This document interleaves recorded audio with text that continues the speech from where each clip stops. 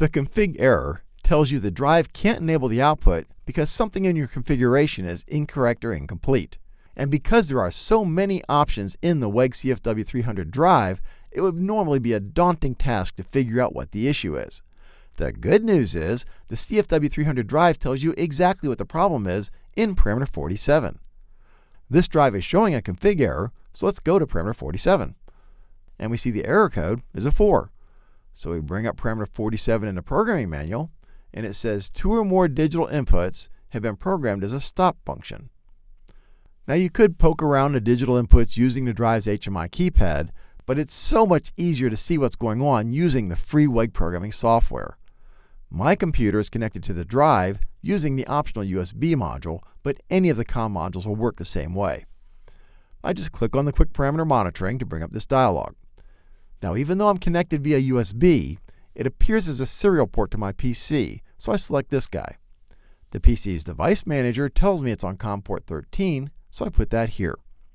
These are the drive's default COM settings, so I'll hit test to see if we can connect. Yep, the device is online, so I hit OK. And just like that, I can now see all the parameters on the drive. Let's go back to parameter 47, and sure enough, we see it's a 4. And look, it also tells me exactly what the problem is. 2 or more digital inputs are set to a 7, which is a stop function.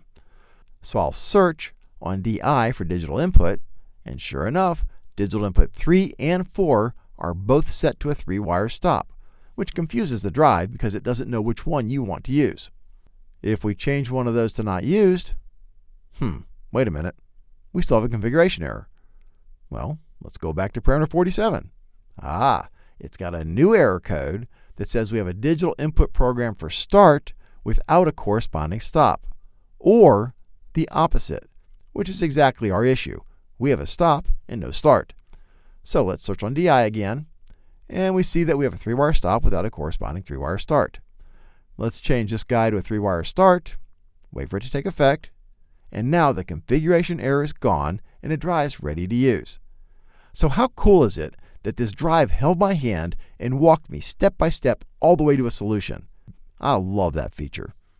Again, you could do the same thing from the drive's HMI keypad and using the manual to read parameter 47 results, but using this free WPS software is so much quicker and easier that spending a few bucks on a COM module is definitely worth it.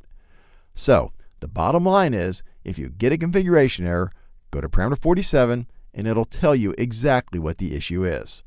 Click here to learn more about the WEG CFW300 variable frequency drive. Click here to learn about Automation Direct's free award-winning support options, and click here to subscribe to our YouTube channel so you'll be notified when we publish new videos.